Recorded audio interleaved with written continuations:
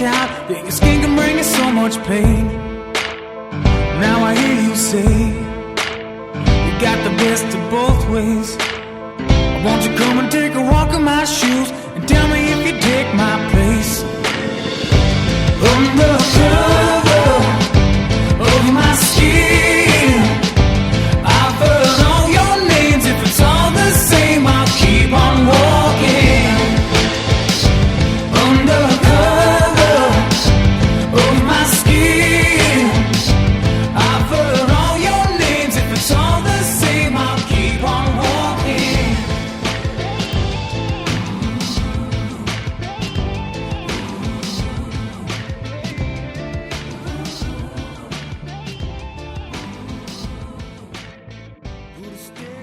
Welcome to episode number 268 of the Inside Running Podcast. Thank you for joining us for another week.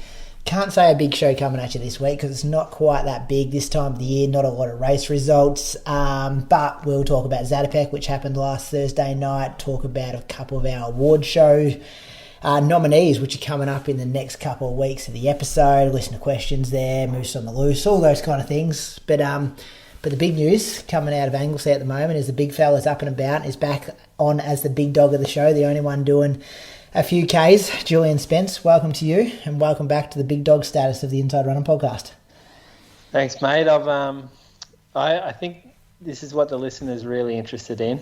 They want to listen to the 214 guy train, not the 220 guy, or the guy who doesn't race, Croaks. They want to hear someone who's been there, done that, and back at it again. He's back smacking the long runs, Croaks. He's up and about too. Even talking about starting his own side project on Patreon for the next 10 weeks. We'll get to that a bit later on as well. But welcome to you, Bradley, up in Canberra, the 217 man from the Lake BY Marathon. How are you? Good, thanks, Brady. All's well up here in the capital. That's good. Weather's turning around a bit too, isn't it? Yeah, it's warm. It's warm. And speaking of Moose being up and about, it's good because hopefully that'll limit the amount of bloody dog talk.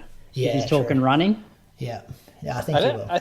I reckon you've underestimated how much people like the dog talk. A lot of people reaching out appreciating the dog talk. A lot of people reaching out. What was he saying today? People in his DMs all day or something as well? Just exaggerates everything, this bloke. 3 people would have hit you up about German Shepherd chat. I reckon that's about it. Let's get talking though, Moose. Take us through Monday through to Sunday. I think this is 11 to 10 weeks out from the Osaka Marathon. Yeah, see, I'm not sure because I don't really have a training plan like put together as such. I'm just going to do very similar things each week, maybe just progress the long run out a bit. So I don't know exactly what we're at. I've got a couple of races coming up, so that's probably how I'll gauge it after those races are done. Then I'll see how long I've got left. So I ran on Monday, and with Ali we did our kind of recovery run together in Anglesey. The North Melbourne Footy Club were training at Anglesey, and so that was a highlight. I made a funny joke. If you haven't seen my Strava, it was actually quite good. Ran past a bunch of people listening, like watching the training, and they were close enough they could hear our conversation. And I said, Anglesey looked pretty good this year. And they laughed. And Ali laughed. And I thought, geez, that was funny. So I made sure I wrote it in the comments of my Strava title. Are Anglesey the Kangaroos as well? They are. They are. That makes the joke even better. I know, that's right. Would have been funny though, Moose, if you ran past and said, gee, they're looking pretty ordinary this year, Anglesey. Yeah. Well, the thing that made it the funniest is when I first said it, the bunch of locals who were watching kind of scoffed because they thought that I was being serious, and then they realised I was joking. So it went from like a quizzical look to a very funny experience for everyone involved. Anglesey good though, because North Melbourne are pretty shit, so they could actually be on par. Yeah, it's the BFL, mate, and Anglesey aren't great. I don't think they made well, I know they didn't make finals last year, but of course, Keris, the coach, talks them up each year, so they're supposed to be pretty good this year. But the funny thing was, they used the ground for a few days down here, used all the facilities and everything. And what do you think Anglesey Footy Club gets in return? Nothing. A sign jumper. Oh, really? Why don't they up it or something? Put some pricing on it. They should, and I think that's going to happen in the future. They said they were going to give them more stuff, they just didn't. It's probably the local council that has like the rights to the footy oval, though, wouldn't it? It's probably. I'm not sure on that. I think the footy club, they manage the grounds and they sort of like maintain the facilities. Okay. Yeah, so probably a mix. But anyway, so got it to Landy Field on Tuesday morning for our group workout. It was another good one. Did a combination type workout where we went 10-minute threshold and 8x400 with 60 seconds between, and then another 10-minute threshold. And the threshold is on a hilly loop around the campus. I started this workout. I ran the first 10 minutes with Gunther, so it was probably over my threshold. If I go to laps and look at the average pace was 3:13, 166 heart rate. Although that's under my threshold, it's still because it was only a 10-minute repeat, and it takes normally, and the first kind of 3 minutes are downhill. That means that I spent a lot of time pretty high up the threshold. So I actually count that more like that's more like over threshold. The effort was anyway. And then head down to the track. So 3 minutes in between the thresh and the 800s, and the thresh, like that. I mean, the 400s were pretty. They weren't hard. They were probably at around 5k pace. So went 71, 71, 69, 68, 69, 69, 68, 70. Maybe a little bit quicker than 5k on some of them. The group, there were a couple, like there was a group in front of Gunther and I who we would spot about 3 or 4 seconds for the rep, and then we would chase them down, finish together, and we would get that extra 5 seconds recovery while they went off earlier. And then we all went after the 8th rep, which the last 2 reps were getting tougher, and I knew the threshold component after that would be pretty hard. But I instead of going with Gunther on this repeat, I stuck to my heart rate. So for this 10 minutes, it was 3:15 average with 167 beats per minute. And that's way more accurate because my heart rate was already up. I was already pretty lactic, so there wasn't like a lag time to get the heart rate up. It was up early. So I thought that was a pretty good workout, actually. I was happy with that. It's good to work a few different systems in the one session, especially going back to a threshold at the end. You're kind of thinking about that throughout the workout. They're enjoyable, those workouts, though, aren't they? Because it kind of breaks it up a bit. Yeah, it definitely breaks it up, and it keeps you in control during the track repeats as well. Because if I had say I had 12 by 400, I'm not doing them in 71s. Like I'm busting them out a bit quicker because I want to get some. Well, I just probably wouldn't be disciplined.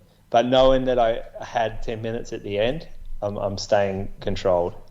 It's actually good to put the brakes on someone. So if you're a coach out there who has an athlete who's hard to hold back, if you put in something like that, it might help them stick to the workout plan rather than jet a few early reps and ruin it. So yeah, that was Tuesday morning. Then went to Wednesday and Wednesday, 10k on the treadie. The weather got awful and I was beat up. That track session kind of hurt me a little bit, so I was just a treadmill for 45 minutes. And yeah, the treadmill is pretty kind to me. It loads my calves a bit more rather than my knee, it feels like, so I can get on the treadie and kind of just recover a little better. I think I'll use it more often. And then Thursday, I've got Thursdays off at the moment, so Bree went out for her session or whatever she did, and I looked after Pia and then ran a bit later. So just went 50 minutes around town. Jess Stenson got some got some likes on a comment actually. 42 likes. Well done. I just flicked a one there and I thought it was pretty good from her. Well done. Yeah, good on her. She's right though. That's a cute baby, isn't it? Yeah. But That's then good. she did have to clarify that she was talking about the baby, not your run. That's where the humour come into it. That's where the likes come in. It's actually a good bit of shade if she was talking about my run, calling it a nice, cute little run. yeah. Considering it's actually pretty slow and short. Good on you doing 50 minutes at 4:41. We did a workout in Anglesey on the Friday morning. So again, I just jumped in with Ali's workout. So it was 20 minutes at her threshold. Then we jogged 5 minutes. Then we did 10 minutes at her threshold. This was done around the river, so a pretty slow place to run. We had Jordan running with us, and Matty Gunther was ahead doing his own workout, the same one, but to his own heart rate. So the lap paces were first 20 minutes, 3:32, and then the second 10 minutes were 1:61. So for me, this is probably just slightly off marathon pace, marathon effort. Maybe the second 10 minutes was it getting into marathon effort. It's probably a good introduction to that kind of stuff. It's pretty easy because that's not a high heart rate to hold for that small duration of time. So these workouts are like C workouts. You can get through them without really getting a lot of stress, and I feel like I recover pretty well from them because they're barely stressing me. But that's what I need right now. I don't think I can handle 2 hard workouts and a solid long run. So Saturday, just jogged in the morning, another 45 minutes. So if you notice, like Mondays and Wednesdays, Saturdays are really easy and only about 45, 50 minutes, pretty slow. So I'm doing some pretty easy running. And then because Sunday's set up to be a little more difficult. So Sunday was 28K. It was pretty hilly, 600 meters. And what's the average pace? Like, probably... Your gap was like 4:03 or something. It's your croaker pace. Yeah, and the first bit... 4:04s. So the first bit of the run was pretty slow because we just cruised with the group. So until, the 6K, we were running very slow. And then once we got up going from there. So 4:11s, 11, 50, 3:59, 3:59, 4:06, 3:59. And we got moving after that. So it's a bit deceptive, actually. If you took out the first 6 and looked at the 22K after that, it was probably around like 4-minute pace, a bit over some solid hills. So this is good for me because this is what I'm lacking. This is what I haven't done in a year, or not a year, but probably 6-8 months I haven't done this stuff. And this is harder than any workout during the week. I'm telling you. K17, 3:31 gap. He's moving all right, Croaks. I saw this and my eyes lit up. I'm like, this man is fit. Why is your elevation so much higher than everybody else that you ran with? It's not. Running extra hills. Ellie ran 30K and her elevation's 418. Yeah, she didn't run the loop. Mayo on this, Croaks. Oh, who did you loop then? With you? Why wasn't Ali doing the loop? Isn't she doing World Cross Trials? Get her on this loop, Coach. She couldn't keep up. She got dumped. And then she went to up cut and through or something. In the end, she got dumped, but she also ran a bit earlier because she couldn't be out there that long. She got to get back for Tiggy, so in order to do her run, she has to start early. Was Toby's loop similar to yours? Yeah, he smacked up. Toby finished at 26. Yeah, so there's 100 meters difference there. Look at who was the same as me? It was pretty. Regardless, it's still hilly. It's still hillier than any of the runs that I do. Did you dump the bad boy? Or did he keep up? He was fine. Okay. He was okay. In the end, it was quite a good. Like we had 4 or 5 of us. I was hurting towards the end, no doubt, because the last bit of it was downhill, so I could survive keeping up. But this was this is my workout of the week, really. And this is probably the most marathon specific. So as long as I'm recovering from this, then I think it's okay. It's just you got to respect these ones. I probably haven't in the past, but I'm happy with how this is going now. And Cam Smith, did he do the whole thing with you? Cam Smith did my run. Yep. Yeah, he done 682 metres, Croaks. There you go. Moose is getting ripped off of his elevation. Yeah. It's funny how it varies a lot, doesn't it, between watches? Yeah, I wonder what sort of watches he got. got. Though, so I can't see his gap. Nah. What's he got? A Garmin? Bit of a tight ass Moose. Cam. Yeah. Oh, he rocked that one day with a District Vision hat, and the amount of shit that he copped for the whole run, he hasn't worn it again. He rocks up with an old Nike hat after that, and we left him alone. He had a Garmin 945. Yeah, okay. They're generally pretty good. Yeah, you'd assume so. Well, it's pretty close to what you got. Pretty close. Hey, I got two questions for you, Moose. One, have you contacted Osaka to be removed from the influencer wave to the elite wave? And my second question is, what sort of weekly mileage do you reckon you will cap out at for this prep? First part of the question, I haven't yet. I thought I would just let Christmas go by and I'll contact in the new year. And then second part, I don't think it will be too much higher than this. The workouts won't get longer. The easy days won't get too much longer. The long runs will get a bit longer, but nothing more than like 8 to 10K longer. So I think perhaps 110, 115. Yeah. Okay.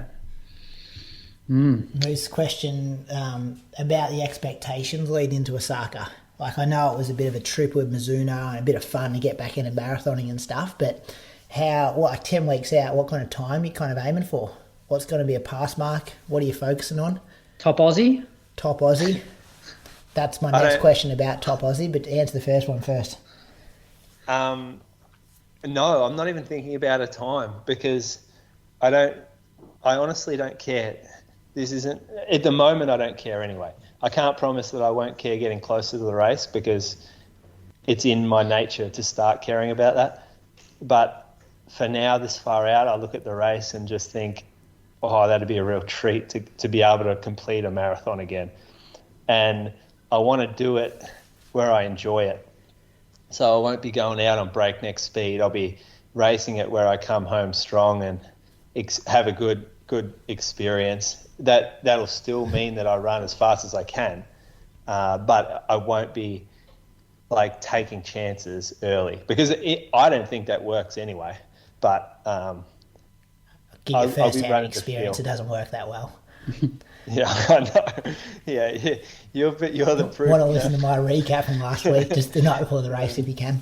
My second question is, though, because the big news, my phone was lighting up all weekend when the big dog from Sweat Elite, Matt Fox, announced he'll also be doing the Osaka Marathon. So a bit of a perfect storm, the big dog of inside running, going head-to-head with the big dog of Sweat Elite. Is it in your head? Are you thinking about it? What are you trying to do to get the better of that head-to-head? That's not a head-to-head because he'll be taken off. It sounds like he has an elite He's status. on elite start, yeah. Whereas I'm in the wave where influences. There's a wave in between us and him as well, I think. So I'll be. So you sounded like 3.5 hour marathons or something. No, the waves are broken up into the elites, and then those that have provided a time, like results, history, and then the third is those that have provided an estimated finish time. And so I'm the third, but I will consider how I'm going in a month or so and maybe a request to get pushed up because they're actually accepting times that include my good results. So really? That's good. Yeah, I would be okay to do it. It shouldn't be any problem. I won't have to convince anybody. All right. Yeah. So we'll just keep asking that question the next couple of weeks, Croaks. Yeah, it'll change. He'll be in the elite. Yeah. Yeah, I reckon you wear the Australian kit, Moose, from Doha. Oh, you should get more than one run out of it. That's what I mean. Value for money. Did you have to buy that or they gave it to you for free? That's one I had to buy. No, sorry, I didn't have to buy that. But there would be no way you would buy that kit. Fucking BLK, absolute garbage material. It's like wearing stuff from the local bloody sports school, like the school sports thing where you go in and buy a basketball jersey. That is fucked how, like, yes, I get these companies pay for sponsorship. Like they get to provide it, they pay the money to AA, but there's got to be a quality check there. You can't be sending athletes out in that shit. That was annoying to me to see to wear that kit and go, I'm in fucking Doha, it's 40 degrees, and you're making me wear this piece of shit. Good moose on the loose for this week as well. So BLK aren't listening. We'll cough an email during the week. I don't even know what they do. Aren't they rugby or something? They're certainly not running. When was the last time you saw an athlete wearing BLK kit? It was the same with Andy Buchanan in World Com Games. What did he cop? He had their long shorts on. Remember that brand? Oh, the Diodora, was it? No, it wasn't Diodora. No, it was Gold Coast Com Games. It was Macron, wasn't it? Yeah. It was what? Yeah, if you don't see them already, if you don't see runners already wearing that, you shouldn't be able to sponsor a running team. BLK sponsor the Kiwis in the rugby league, New Zealand rugby league team. I'm sure they make great rugby league socks or whatever it is that those guys wear, shorts and jerseys. But it's different. Running gear is so particular. To get a good running top, it's not as easy as like just going to the local, like getting the cheapest shit you can at the only factory that you know of in China, which it kind of looks at what these guys did. Yep. Righto, Bradley. Over to your week. Just clicked on your Strava profile. Doesn't not a look lot there, good. is there? Does not look good. It actually wasn't as bad as what it looks on Strava. So I went out on Tuesday to join the group. And so it had been a full week since I had run. And I did the warm-up. And that's all I planned on doing. And the shin was fine. There's more just an awareness. But like I'm sure you guys know, when you're coming back from an injury, like you're just really sensitive to how everything feels. And if it was 3 months ago when I wasn't injured and I had the same sensation, you'd be like, oh, yeah, okay, my calf's a bit tight. I need to just roll that out. So there wasn't any pain. Just, as I said, just a sensation. Pulled up fine, but I'm like, you know what? There's nothing to be gained. I'm just going to give it more time because my goal has always been to be healthy by like the start of Jan. And, it's 13th of December when I did this run. So I'm like, I'll just take the rest of the week off. So that was my week in terms of running. So 4.35K at 4:36s. It was a shame because we had the inaugural Mulligans Flat Track Club Handicap out at Mulligans Flat on Saturday morning. So I wasn't able to take part in that, but it was a fun event followed by like a breakfast afterwards as like a pre-Christmas sort of get together. We just did that on the 6.9K loop. So that was a bit of fun on the Saturday morning. So shin's feeling okay. I ran today. I did 25 minutes. Same sort of thing. No pain, just like some awareness. And I was on the Mulligans loop and I just stopped at 25 minutes because I thought, you know what, that's enough for the first run back and I'll just build from there. And it didn't hurt the rest of the day afterwards. So that's a positive sign. So I'm hopeful now that I can at least jog until the end of the year. And then hopefully by that stage it's feeling, back to 100% and then I can start sessions in the new year. Patience. No point risking it. It's been like I've never had this sort of injury before, and it's just sort of frustrating that it's a real fine line between getting the load right and overdoing it. But I feel like on the whole I've been pretty patient. I've certainly been more I guess I've been better around home than I normally would be when I'm injured. Like I've sort of accepted it and sort of taken the time that I need. So hopefully I'll be rewarded now with just some pain-free running and some consistency. Would Viv say the same thing? Yeah, she would. Okay. Because I said I'm like, I've been pretty good, haven't I? Like, she's like, yeah, you have. So, imagine putting up an injured croaks moose. Oh, no. Couldn't do it. I think having this time of year sort of worked well because I'm like, you know what, there's nothing like on the horizon and I always try and start feel like I'm quite motivated the 1st of January. So I'm like, all right, let's just make sure your body's good come the start of the year. So that's been the goal, and hopefully I'm tracking that way. That's good. Man, you were kind of same boat. 1st of Jan would be good to get back rolling. I just did 20 minutes Monday morning, 4:49s. Then I think I had Tuesday, Wednesday, Thursday off. And then I did 30 minutes Friday at 4:34s. Was feeling a bit better. Why do you have them all off? Because you're sore? No, I was just at work, just busy. I was planning to just jog like 20, 30 minutes every day. But yeah, we've still got kids at school, and it was just busy days. And it's one of those things like get home from work and it's like, Carly's had the kids all day. I may as well help out because I did go to Spain for a week and a half. I don't really need a run. So I was feeling all right. I was feeling pretty good because I jogged, 35 minutes. That must have been Thursday at 4:32s. And then I did 35 minutes on Saturday. No, it must have been Friday, Saturday, Sunday. I ran 35 minutes each day. But then on Sunday, I did 30 minutes and my hips were both like super sore. Because I was planning to maybe try and do like 40, 45 minutes, a bit longer. But I kind of headed home after 25 minutes, got home at 30 minutes. And then, both of them just super, I don't know, I guess the word's like achy. The only thing I can put it down to is I ran over the bridge on Saturday and like a bit of downhill. I don't know. I just, for some reason, first step Sunday, they were achy and they're still achy. So no rush though. Like I've kind of written off all of December to recover, and then I'll build the training back up during Jan, and then get going for there. But thought I was going all right recovery wise, but not quite. And I think the earlier out in a marathon that things go off the rails, the longer you need to recover. You blokes agree with that one? Like, yeah. Yeah, I reckon if you like negative split a marathon, you pull up a lot better than a significant positive split. Yeah, I think I was running like 60, 80 minutes with Archie this time, 2 weeks on from a marathon after Melbourne last year. But you just got to listen to the body, don't you? Let it dictate how you feel and not rush back. Like, it's not about the person who's flying after 2 or 3 weeks. It's about how you're going after 8 weeks, I always like to think. Yeah, avoid those hills, mate. Those bridges. It wasn't even a hill. Do you think that's what it could be? No. Oh, well, why would Surely not. You can't be going over a bridge and having hill-related issues. 2 weeks. Well, it was downhill. Like, I felt like I'd, I don't know, reactivated the DOMs or something. I thought I was getting over it. I had no pain at all in my hips on, Friday and Saturday when I jogged. And then Sunday, it was just like, these hips are no good.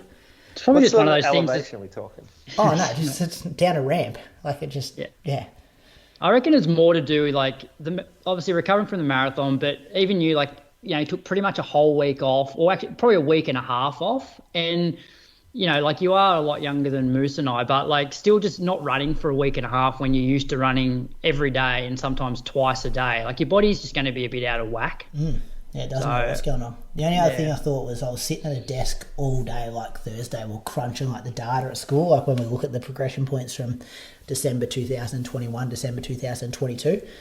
And I was thinking maybe that did it, just sitting in the office chair for like 7 or 8 hours.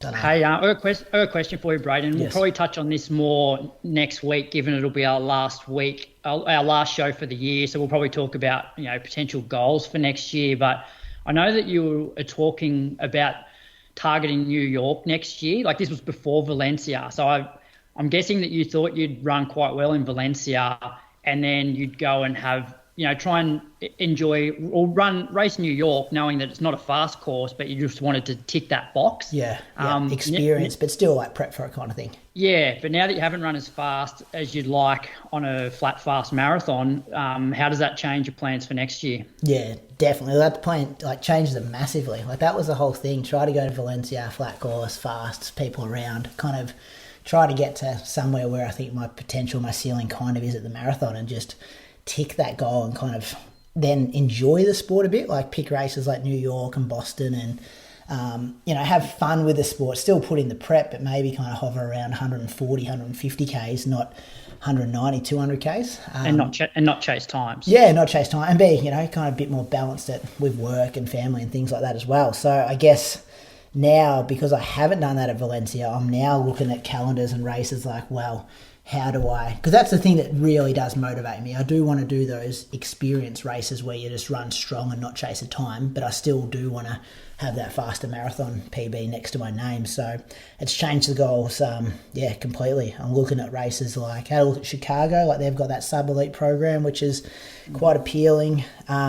Looking at kind of Valencia again, knowing that it is an amazing race, like it is a place to run fast, I think, if you get it right. Haven't really given much thought to other races, but I'm not really motivated. Like I'm zero motivation to get on the track, zero motivation to not zero motivation for the AV winter, but we kind of did that premiership stuff this year, so I'll definitely do 5 or 6 of the rounds, but I'm not going to dedicate a huge chunk of the winter to it. So fast marathon's still the goal, which is shit to say because at 32k that definitely wasn't the case. So I was never running another one again at Valencia, but that's how that's changed. Yeah. Yeah, we've got to get the body right first and build back up. Anyway, I want to thank some Patreon supporters. What are you thinking, Croaks? You want to come over to Chicago with me?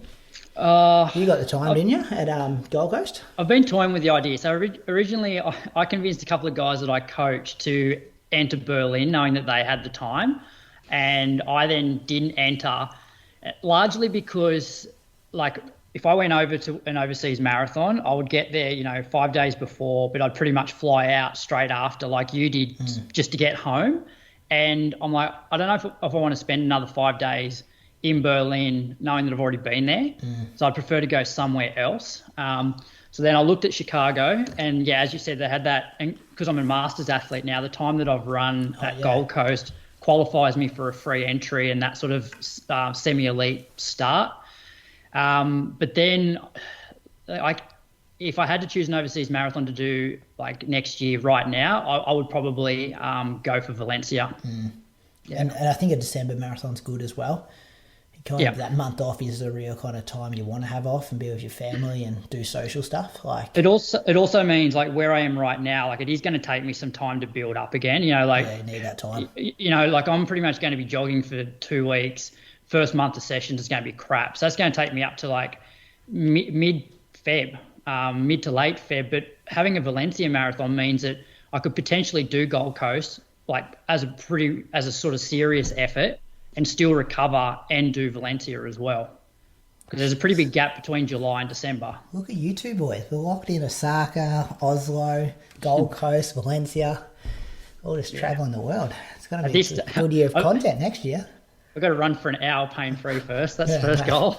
Same here. Give me 25 minutes without feeling my hips.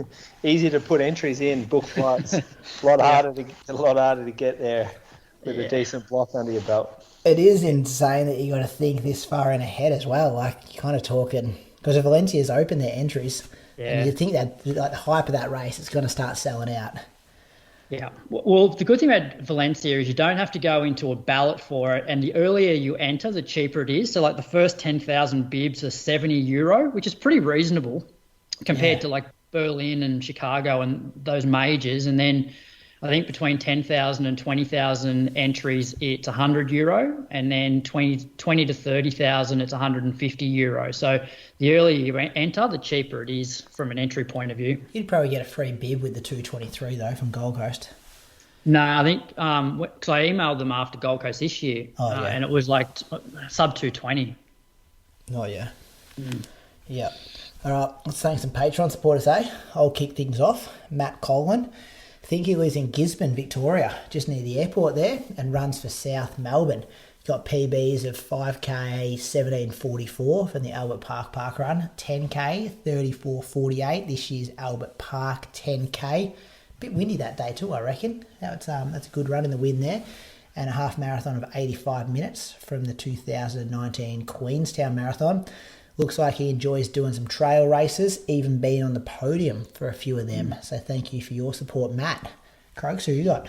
I got a couple this week. So the first one's Victoria Jones. Lives in Somerville, Victoria. Unfortunately, had no stats on Victoria at all. Couldn't find anything, but thanks for your support. Second one is Mike Mansfield. He's from Gorsley in England and runs for Gloucester. His PBs are 8:46 for 3K, 15:14 for 5, 32:18 for 10, 74 minutes for the half, and 2:49 for the marathon, which was set at the 2008 London Marathon. Based on his Strava, it looks like he does a fair bit of lactate testing, has a photo with Jakob Ingebrigtsen, and has been competing for over 30 years. I had a look at his Power of 10 profile, and it dates back to 1989, and just about every year has some results. So that's pretty incredible longevity. So well done, Mike, and thanks for your support. Moose, who you got this week? I have Liam McGuan. So Liam is from Coronan in Victoria. Good all-round athlete. He played for the Alvey Football Club in the Colac District League, where he won the 2016 Jack Marnie medal, which was league best and fairest. He also captained the local cricket club.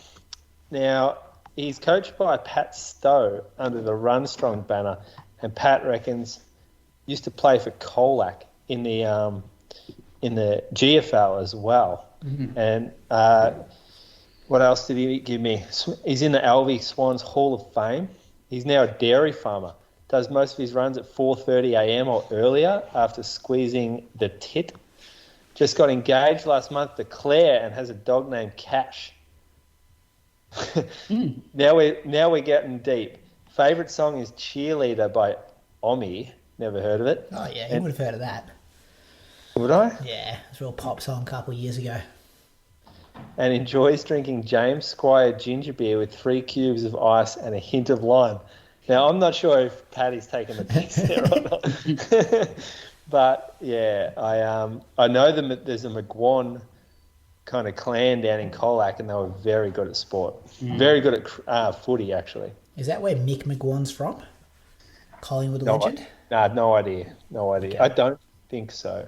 Okay. Well, why don't you mention what he's run, Moose? Because oh yeah, we still got that. So all these facts. He's run 80:15 for a half from Sandy Point. Looks like he was training for Melbourne but got injured. Yeah, so he's got a young, fresh blood coach helping him out now. So that'll come soon. Those results. Paddy Stowe can run too, the young fella. Albury boy. Zatopek 10 results, boys. You want to go there first?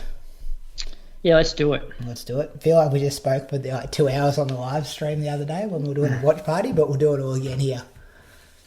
All right. So I'll kick it off with the women's race. So conditions at Lakeside weren't great. It was a little bit breezy. Women's race kicked off and it was pedestrian to start with. No one really wanted to do any work. But then I believe Tara Palm sort of got things moving a little bit. And then Leanne Pompeani went to the front with after about 3.5K. And we thought, and there was a little bit of pace injected, but not too much. They went through half in 16:40. And I personally thought to myself, look, if Leanne wins from here, that's incredible given the conditions and being at the front for that long. But with maybe 3K to go, Izzy Batt-Doyle, you could see that the rubber band was breaking and she started to fall off. So it was just her and Rose Davies left. And then with maybe 2 or 3 laps to go, Leanne got rid of Rose and was able to sort of just run away with it.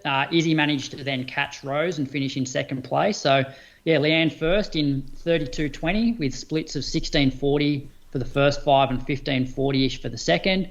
Izzy Batt-Doyle second in 32:26 and Rose Davies third in 32:35. So impressive. We knew it was coming, didn't we? We kind of been talking about Leanne on this show for the last couple of years and watched her transition from a kind of good domestic athlete to trying to challenge this kind of top end of 10,000 metre runners in Australia. And I thought she did it the hard way. To lead from, what'd you say, the last 6.5K? 6.5K, yeah. It's a lot of laps, isn't it? What's that, 15, 17 laps, something like that. It's a long time to be out in front, a long time to be kind of driving that kind of pace. And she just slowly, kicked them all off the back until she's pretty dominant winning. I know it was 6 seconds, but it felt like it was longer than that. So it felt like she really did. She probably put those 15 seconds into Rose with a mile, 3.5 laps to go. So, very impressive to see. We did have some audio with her in the watch party after the race, if you want to find that on our socials and listen to it, because she speaks really well about how that wasn't the plan, and then she adapted and then made it the plan, and then kind of the confidence she's got from this domestic season and her training up at Perisher, up at altitude the last couple of weeks, and her deal with ASICS, I think she said at the very end there. So she was in the full ASICS kit, so good to see someone snapped her up. What do you think, Moose? I thought, clearly the best athlete out there on the night, because she did it the hard way. There was no sitting, kicking. She basically just outstrengthed them. Is that a word? Outgrinded them, and she did it with the kind of strength that we saw. There was another race like this when Pat Tiernan did it a few years ago. I think it might have been wet that year, and he just got on the front and just started grinding them, and then just no one could stay with him, and then he was the man who left, and Leanne was the same. And she's dusted two ladies, probably not in their peak conditioning right now, so we haven't really seen much form from Rose lately. We saw they weren't good results for her over her last few races, and Izzy coming off the marathon in October. If you're going to recover from that properly and then taper into Zatopek, you're not getting a whole heap of training in. This isn't taking anything away from Leanne, but there were no female marathoners really in this field. So have a think who we're missing from the strength athletes. We're missing Sinead, Jess Stenson, Eloise, Lisa Waitman, Ali Pashley. I mean, you could even say Millie Clark wasn't there. So that's six sub 230 ladies that weren't in the Zatopek field. And I think, not to say that any of them would have challenged Leanne, I'm just saying that there was a lack of kind of strength athletes out there, I think. But Moose, what's interesting as well was 15:40 in those conditions for the second 5K. Like her PB is 15:25. So she's due to rewrite that for sure. Yeah. No, she stood up, and she didn't need to win like that, but she did. So it doesn't really matter when you come first. It doesn't really matter what the time is if you're winning a national championships. Yeah. One to watch this next 12 months, I reckon, because she's definitely on the up. We said it on the watch party as well, like a 32:20 in those conditions doing all the work. What does that look like at Stanford? We're talking 31:30, maybe. But it's always hard to know. Well, I reckon it almost is, because she soloed a 15:40 second half there, whereas I reckon in the right race, you pretty much can do that again with no wind and not having to do any work. I think she's going to be a road. As I was watching that, I'm like, she is going to be very strong on the roads. Yeah. The way that she closed that, and the way that she just grinded them out. She's good at cross country too. What'd she come in Denmark, Croaks? Do you know off the top of your head? No, I don't. But yeah, she obviously made the Aussie team there. Yeah. And she can handle pretty high mileage as well, which makes you think that down the track, half and marathon might be her go. Yeah. Men's race. Yeah, so it was very similar to the women's for the first 5K. It was very slow. Jordan Guzman went off the front. At one point, he had probably 100 metres. And then at one point, Sam McEntee was sort of leading, which I thought sort of a bit strange, given he generally has a pretty good kick on him. They went through 5K in about 14:50. Everyone was pretty much still there. And then at about 6K, Jack just went bang, just started rolling off 64, 65-second laps. The only one that really went with him was Matt Clark. And then, Jack had such a big lead that he pretty much sort of backed off that last K.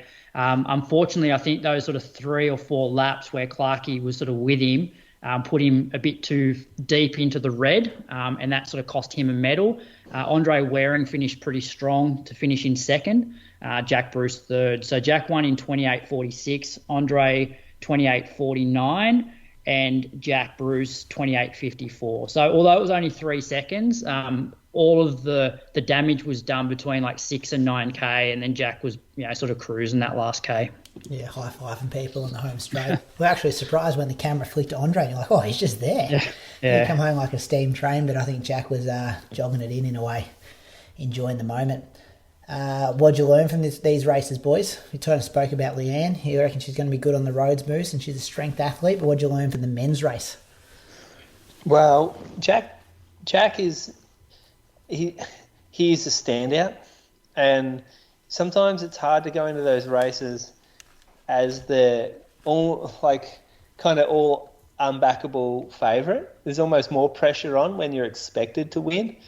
And I thought he was patient. I thought he did things really well. He didn't get caught up in a couple of moves that went.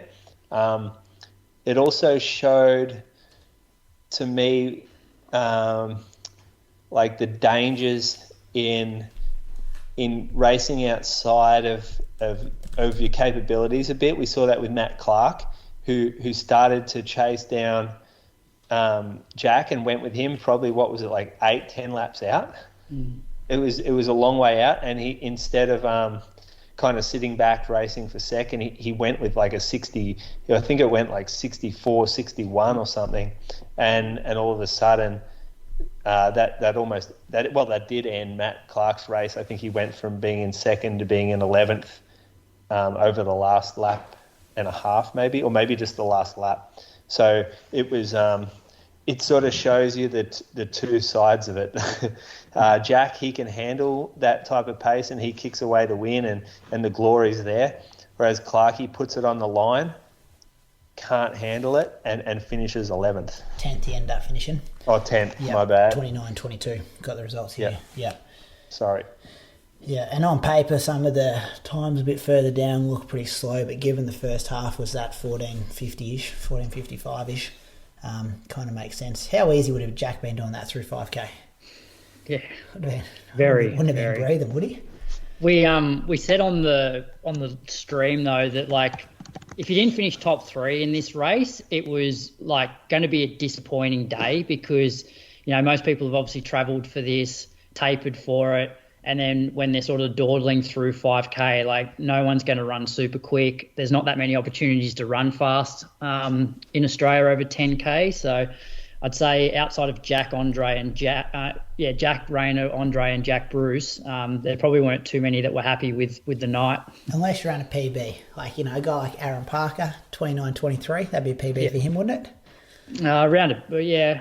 He's run around that on the road, I think. Oh, has he? Before, yeah. Isaac Haynes, he ran 29:07. I think that was his track PB. His track PB, but he's run faster than that at when he won Launceston and that stuff. Yeah. Yeah, good. Crowds didn't look huge. They did a good job of the stream though. Thought that was good quality. They've definitely ramped up their efforts there. Under 23K race, Croaks. Yeah, just before we move on, I think another thing that really hurts it now is the fact that the world to qualify for Worlds now, it's like 30-40 for the women's and 27-10 for the men. So that's fast for the men. It's faster than Jack's Aussie record. So back in the day, there used to be a bit more incentive to maybe try and chase times where, you get the standard plus you win the trials. Whereas now, like those times are just so far out of reach for a lot of our domestic athletes. Makes it there's not that much incentive then to run fast at Zatopek. You may as well just try and win it. Yeah, for sure. Under 23K. So women's first, Amy Bunnage. She won in 9 minutes flat 0.6, which was, I believe, a championship record and the under 18 Australian record. Gabrielle Schmidt was second in 9:24 and Gabrielle Vincent third in 9:27. Very dominant run there, boys. Oh, yeah. Trying to think that where would that put her all time? I don't know. It wouldn't be far down the list. Would have opened as well. Yeah. Top 15. What's Jess's record? Jess Hull? 8:30 something. 37, something like that. Anyway. Yeah. That's a fair way off that. I reckon to be a few girls above it. Not many ladies break 9 though. I reckon it'd be 15th to 20th. I'll find out during the show. Okay. I'll get the rankings up. In the men's, Cam Myers is unbeatable so far this season. Basically his tactics are the same. He sort of sits in, gets to maybe 4:50 to go, goes to the front, just winds it up, but it doesn't actually look like it doesn't look like he sort of winds it up, but he just pulls away from everyone. He won in 8:05. Archie Noakes second, 8:09. Carl Mulholland third in 8:09. Very good. Some good times there. That was one of the fastest 3Ks for years too, I think, both the men's and women's. Yeah. It's always interesting tracking those kids. Like, I think someone put on Twitter the first, second and third in those races over the last 25 years. And it's just like, you remember some of the names and go, oh yeah, didn't really make it into open. And then other names are like Brett Robinson, I don't know if Jack was ever on there, like Ryan Gregson's, people like that. You're just like, oh yeah, these guys have ended up making it as an open athlete as well. UTA, Kosci, Moose, this is you wrapping us through here. A lot of results here Croaks has put in for you. Do what you want. Yeah, I'm going to just go with the top. So this is a new event. It's in part of that UTA family. Or the UT Ultra Trails family. The UTMB is the big one, so that's Ultra Trail Mont Blanc in France, where it's almost like the Trail World Championships, you kind of call it, or the Ultra Trail anyway, because they run it's a big one. They're 180k or something, and it's very difficult to get into that race. So gave out tickets. You can win yourself a ticket into the race. It's kind of got those Ironman vibes about it. So I think there were some good runners come out here actually. So I know probably the most famous in the field was Hayden Hawks in the 100k. He ran 7:48. He's quite a well-known trail runner from the US. Friend of the show, Blake Hose, past interviewee. He was third in 8:15. So I think he gets a ticket to the UTMB 100k race, which is called the CCC. I think that's also quite a big event over there, the biggest biggest 100k in the world.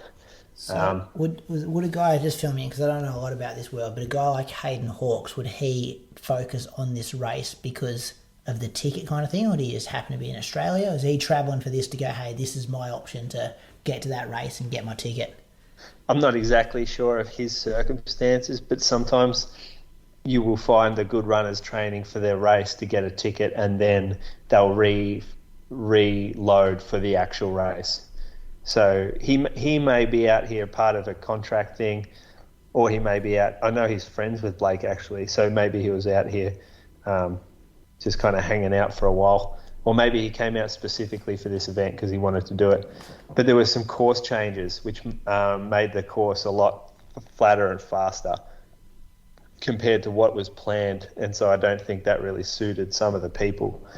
Like Blake, he loves the hills and the technical stuff. So when you change the course to run flatter and faster, it doesn't suit a guy like that. There was a 100-miler there. So just quickly, Adrian MacDonald won that in 14:07. That's pretty fast for a 100-miler. Sarah Ludowici was the first female in 19 hours, 23. That's some serious time running, isn't it? Yep. Just think about going out for a Sunday long run. We run 2 hours. You get back, you're like, whoa, I'm a bit cooked after that. Just another 17 in the bush. I ran for 25 minutes today, and that felt like a long way, wondering whether my leg was going to fall off. Yeah.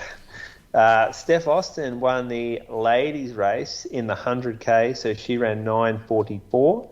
And then in the 50K, Fabian Rahn won in 4 hours 2, and Helena Michael was won in 4:44. So maybe that will be a big trail race in Australia in the future. Keep an eye out for it. Hey Brady, almost 40 women have broken 9 minutes. Okay. Right. Yeah, 37 I think. Yeah, okay. Didn't think there was going to be that many, to be honest. No, we could tell that. Just tell me 35 through to 40th, Croaks. Just what names you got there? So the ones that have just snuck under 9, Emily Morris, Anna Thompson, Kayla McKnight, Vicky Mitchell, Kylie Risk, Susie Power, Sue Hobson, Jenny Blundell. It's 8:56. Yeah, she's in good company. Most of those are Olympians. Yeah, so she's running 9 flat. So she's running with Olympians there. Georgie Clark, 8:55. Melissa Duncan, Caitlin Adams, 8:55. Yeah. Oh yeah. Yeah, so I'll stick by my statement. Just didn't realise we had that many. Well, especially at under, she's only under 18, 18. Yeah. Under 18. Yeah. Windy night off the Well, front of Melbourne in cold conditions. She ran 8:45 this season. Get her over to Europe, Croaks. Yeah, well, it was Eloise's record that she broke. Yeah. Aussie record. Yeah. Okay. So does that mean she's got 2 more years in under 20? Is she 18? Well, maybe. Well, she broke the under 18 record, so she'd have at least 1 more year. That's how old you are at the end of the year. It's under 20 though, right?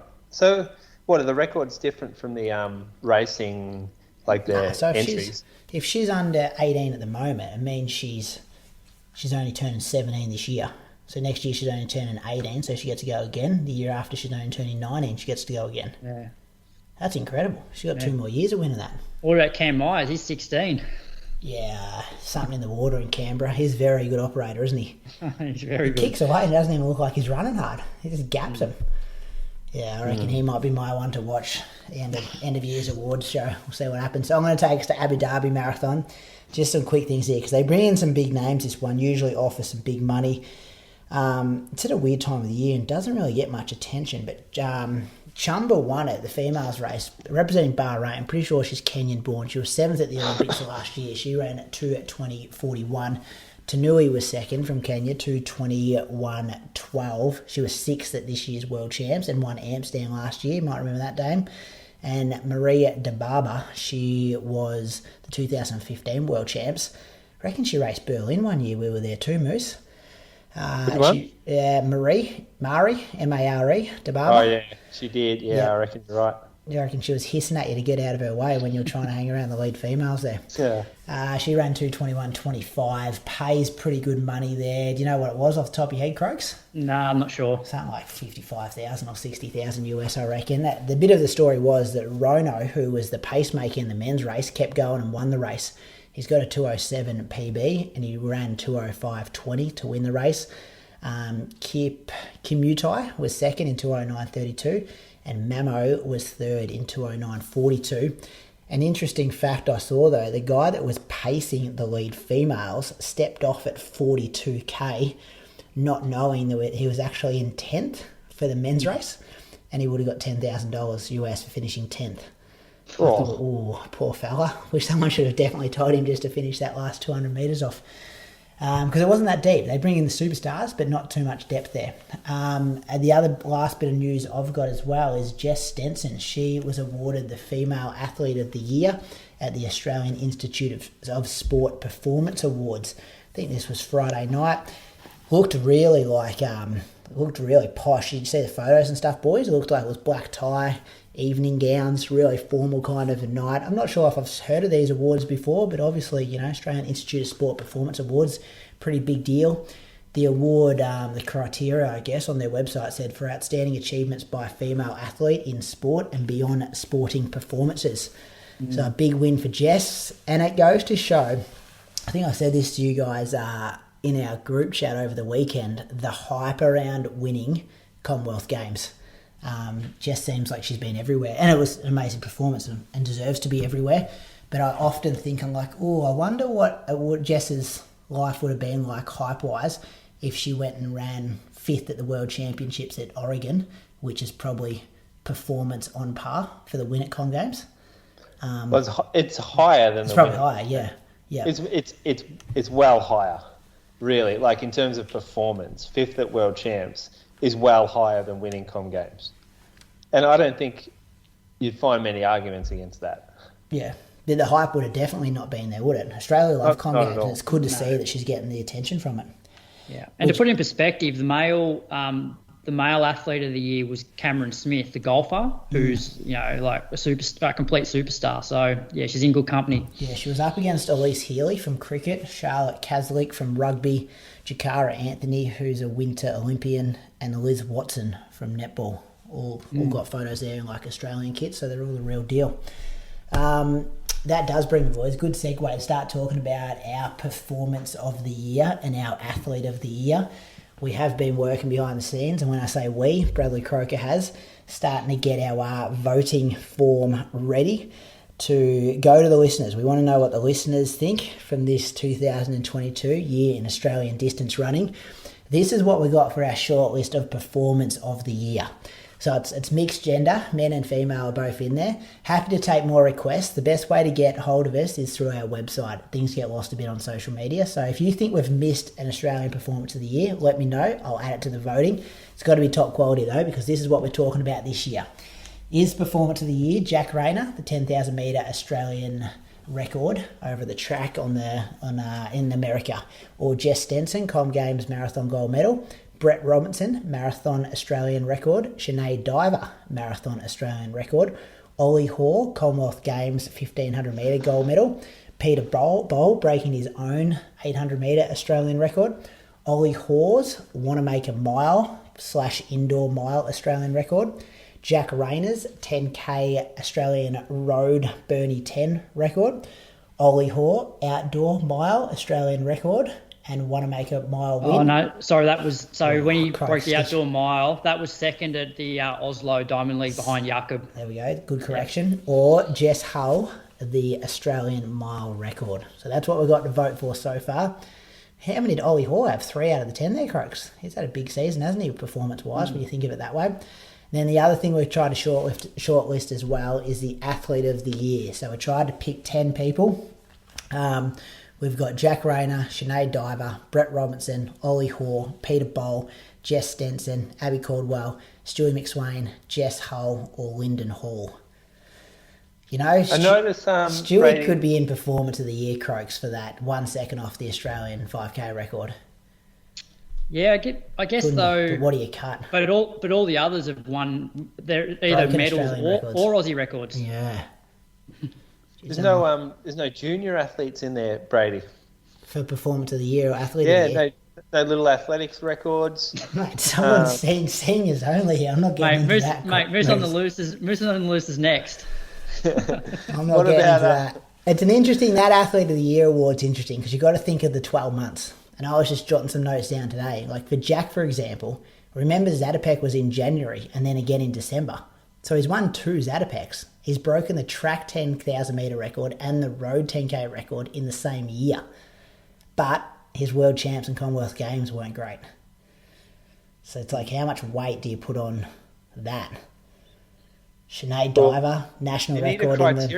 We need a criteria, don't we? No, we just wing it, mate. You just submit your votes. If there's no criteria, how do you rate it? But every other year, you've basically all we've done is we put forward who our athlete of the year is, and we argue our point. We get a whole episode out of this, Moose.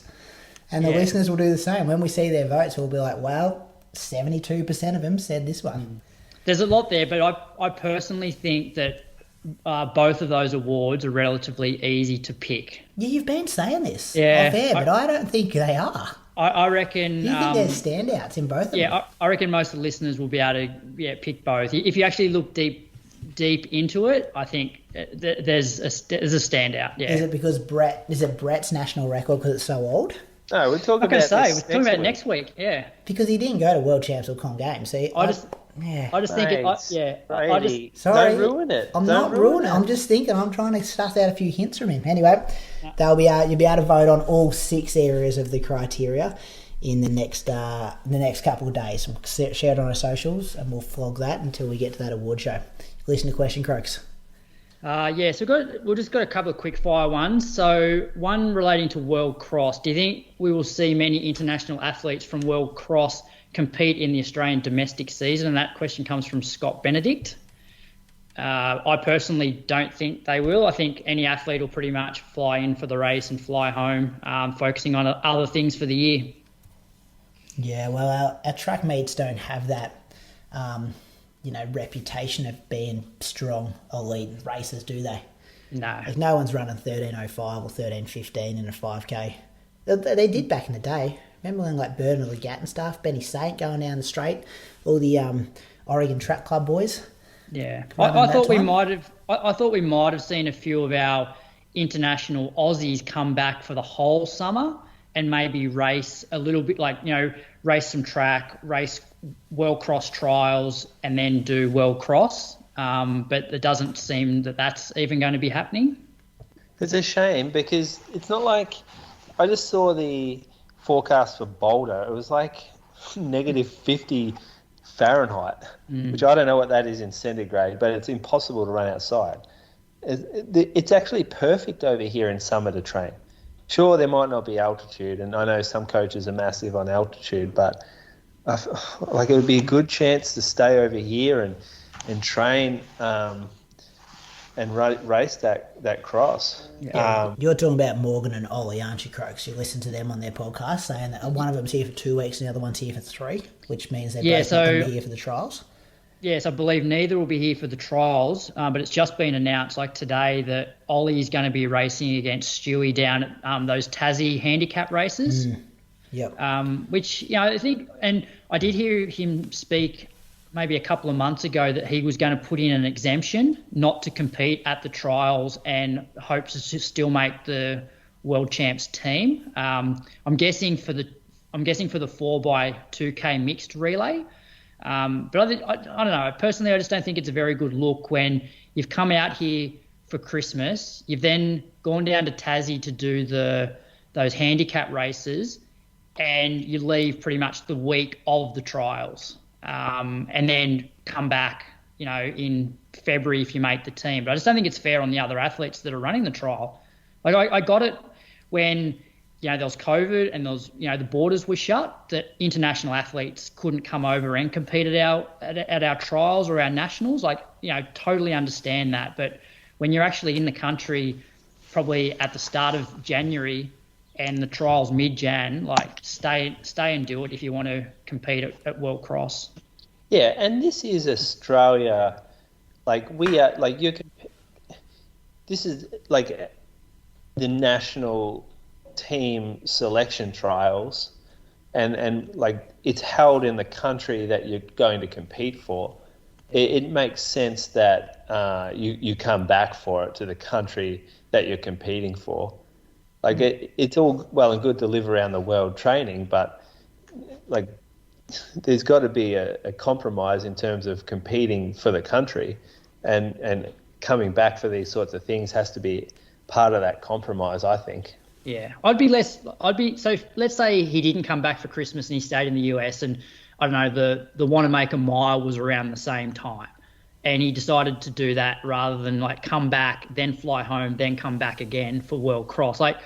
I'd be okay with that, but the fact that you're here at the end of December, 2 weeks before the trials, and then you decide to leave, it's not a good look.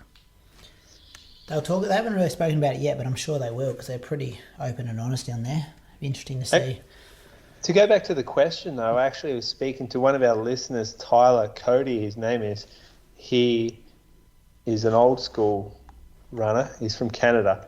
He said his coach is involved with Athletics Canada, and he said they were looking at coming out a bit earlier. Some of the team, some of the ones that he coaches to run, and perhaps run at some of the meets, maybe the Adelaide meet. So not the whole team from Canada, but just some of the athletes. So you may see that happen. Those that want to come out a little earlier, that don't want to have to deal with the travel problems, like the jet lag and stuff, they might come out 2-3 weeks earlier. Well, you might see those guys, that crew show up to, I think it's Adelaide. They had a 5K there last year, didn't they? Sam McIntyre won it. Yeah. 30-ish? Yeah. What's your thoughts, Brady, on the whole, if you're here around Christmas and you do want to run at World Cross, should you stay for the trials? I think, well, as you said, it's not a great look, but I think if he's going for that, if he was going for the open team, we don't know what he's going for, but if he's put in an exemption for the relay and they're like, well, you've ran the fastest 1,500 tracks different than 2K cross country, you've won Commonwealth Games gold, that stuff's got to have some kind of weight to it. And you'd have to have an explanation with your exemption, wouldn't you? Yeah, look, I think there could be stuff going on that we don't know about too. Yeah, it'd be hard to leave Ollie out, given him and Stewie at the moment are the two standout guys over that sort of distance. Cross country is completely different to track, but Ollie also did run a pretty good cross country race in the US just before he flew home. Yeah. Yeah, and he it does have a fair bit of strength just from the way that those guys train over there. So I think Morgan would be more of an interesting one in that he hasn't really posted a lot recently to then knock out guys from the 10K team. Yeah, that would be different. But I don't even know if Morgan wants to run World Cross. Yeah, it's going to be interesting to see what happens the next couple of weeks when we see some start lists. And I think it rolls into your moves on the loose here. Julian, we'll move on. Oh, yeah, I think we did it. Croaks, but yeah, is that what you mean? There's too many discretionary selections there. Sorry, Moose. I didn't see this. It's all good. You did well. You did it justice. Probably a little bit more tactfully than I would. But I just don't like the fact there's so much of the team made of discretionary picks. I think it's good to encourage this selection process through racing.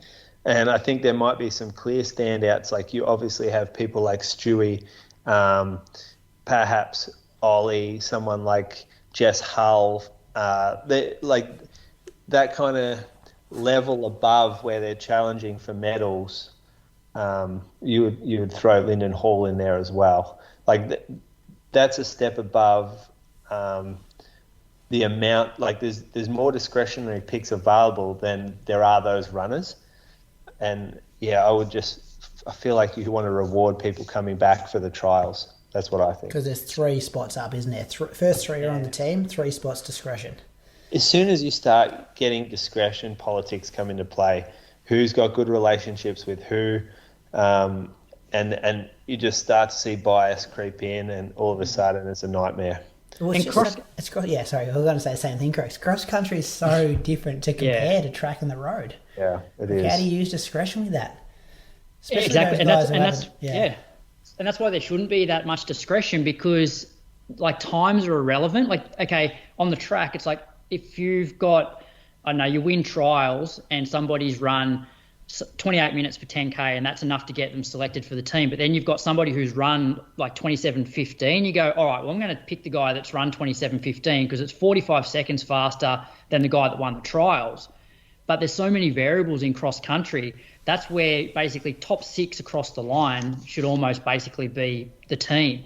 Unless there's somebody like maybe one discretionary pick for a guy that's sick on the day, like a Stewie, that you go, all right, well, Stewie should be in the team.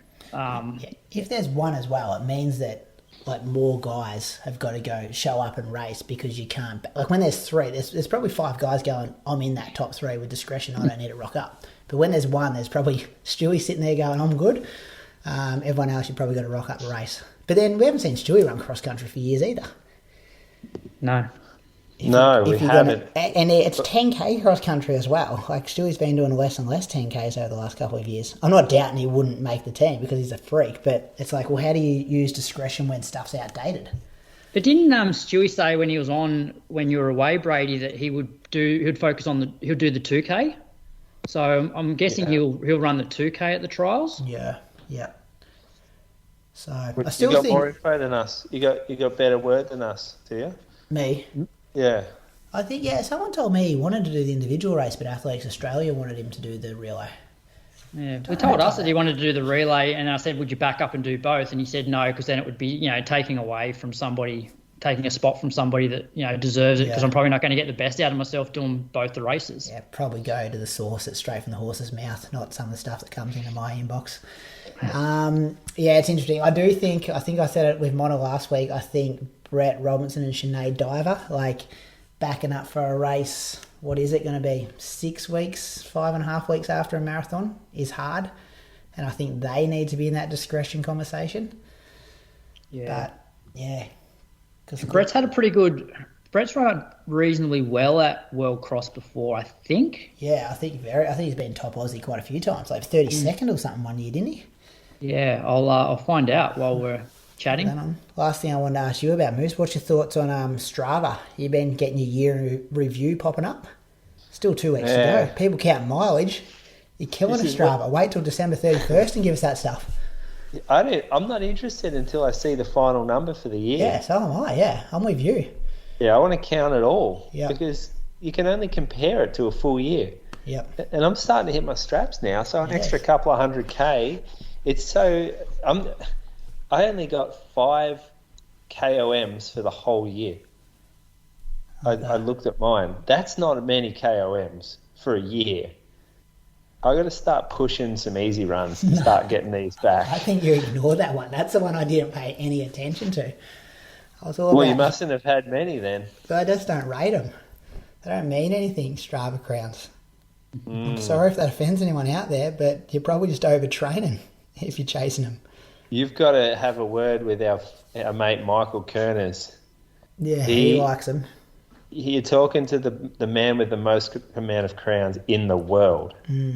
So he'll go and get one in his warm up, then he's going to get him in his workout, and on the cool down he's going after it.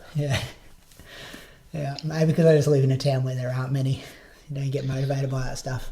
Well, you get dusted by Archie in them all now. Exactly, yeah. So you'd be second place, I reckon. But that's why I don't care about them anymore. It's one of those things. Yeah, me too. Yeah. They don't mean anything.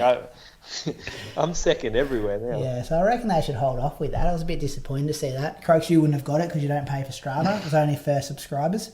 Correct. A couple of people whinging about how they don't give it to everyone. I thought just line up, guys. Pay for it if you want to see your numbers like You that. tight fucks. Yeah. Why do people think companies have to give them stuff for free? Like, you're using the app for free. You don't pay anything. Think of the amount of hours of entertainment you get from the app.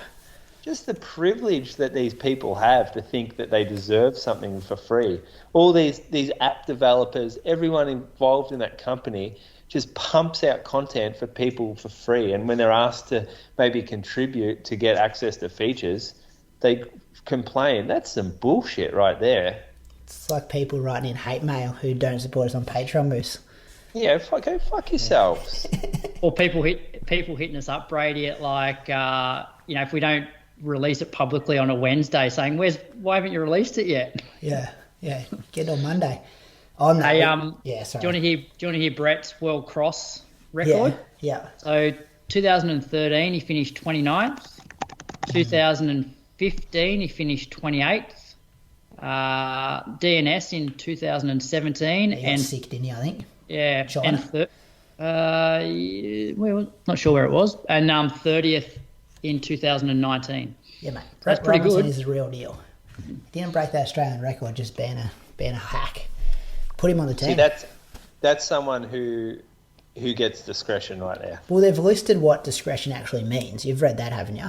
No, I didn't read that. No. Yeah, so they said past World Cross Country Championships, Australian Cross Country Championships. It was also... You know what? That's not looking good for Ollie Hoare. Yeah. When was the last time he did Australian Cross Country Champs? Looking good for my man, Andy Buchanan, though. He's got a couple of those hanging in his lounge room. Yeah. I think, and it was stuff like previous performances representing Australia, things like that. And that probably looks pretty good for him. Yeah. There are a few different dot points there. Anyway, fellas, let's wrap this show up. Listeners, keep an eye out for that voting for the awards. I don't think it's going to be next week. What are we doing, Croaks? Is this the big show? No, we've got 2 weeks. Next week? Yeah, no, next week is, because next week will be the last week. It'll be the last week before the new year. Oh, we've got to get that out ASAP then to get some data. Croaks, what are you doing between now and then? Well, Christmas. So I've got my parents coming over and my brothers for Christmas Day, and hopefully you're doing the cooking. Yeah, well, don't have to be doing too much cooking, but we'll be hosting. Yeah, and then hopefully just jogging most days this week. Good. Moose, what do you got coming up? Busy week for you, wouldn't it? People in retail, biggest week of the year. Yeah, it's a good week. Vibes are high. People are knocked off work, so it's good atmosphere when people come in. Everyone's pretty happy, and hopefully the weather's good. So it's just all round good vibes. I've got a race on Tuesday week, the Roo Run, so the local fun run. So this Sunday I might not do as big of a long run. I'm actually going to do a long run on Saturday because Christmas Day is on Sunday. And so I floated that with Bree, didn't go down great. So I thought I might be able to move a few things around for it. Cool. What about you, blokes? Sunday long run?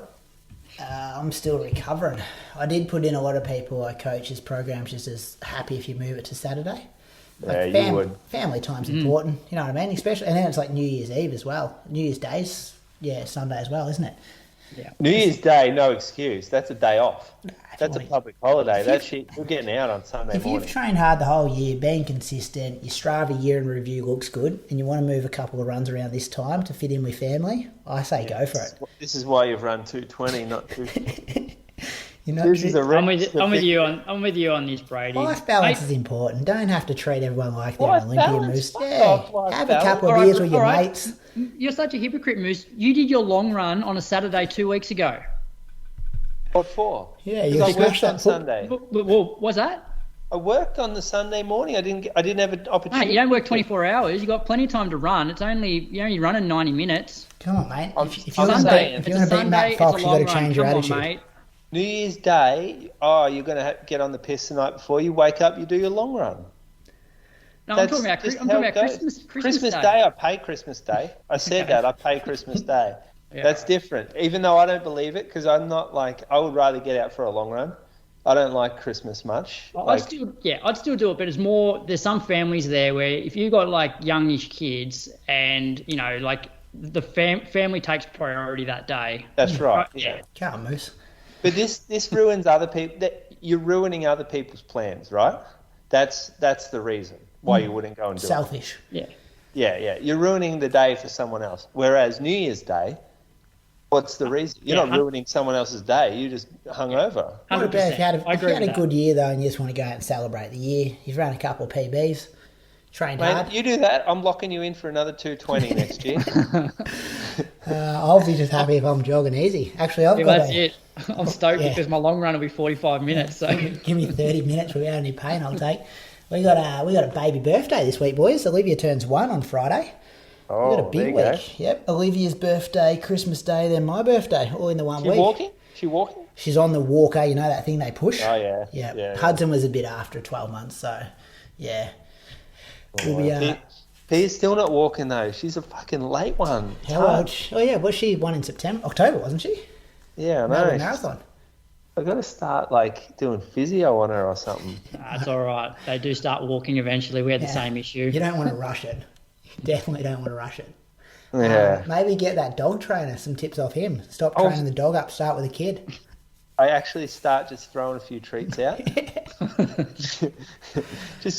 I sometimes when she does something I want her to do, I say yes, as in like mark the behaviour so that she might do it again, like reinforce it. I got to catch myself doing that. All right, let's wrap the show up. Thanks for listening, ladies and gents. See you all next week. Get you voting. guys. Have a good- Keep an eye on have our a good socials. Chrissy. Same to you, boys.